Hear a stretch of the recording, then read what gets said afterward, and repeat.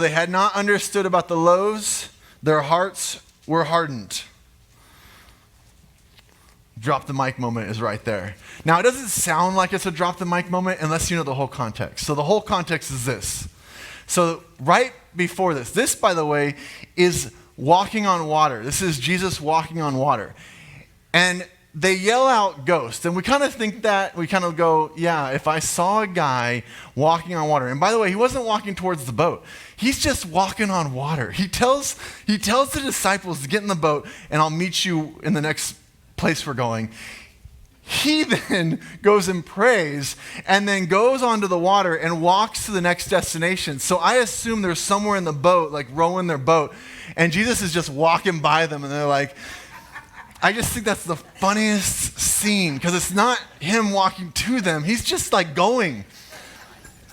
But they yell out ghost, which again, you're like, of all the things to yell out, ghost does not seem like the one we would yell. But I guess, in that moment, we just cannot seem to fathom that here is Jesus doing this. And the reason we can't fathom it is because we don't understand the loaves. What is he saying? He's saying this.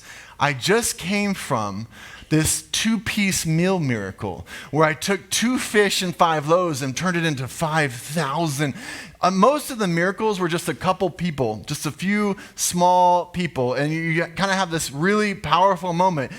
But not many people were there. This moment was an entire town feeding your kids and your wives, everything. There was like a huge moment in the history of miracles. Everyone saw the miracle. And yet, even though you saw Jesus do something incredible, that night, you can't fathom Jesus walking on water.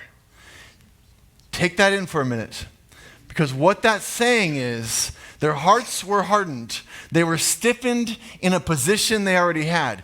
That, yeah, Jesus, God, he did this in my life, and he did this in my life, and he did this in my life. But this issue I'm dealing with right now, I don't know if God can show up in that.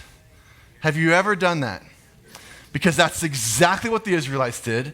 It's exactly what the disciples did. It's exactly what Christians do over and over. It's the same mistake.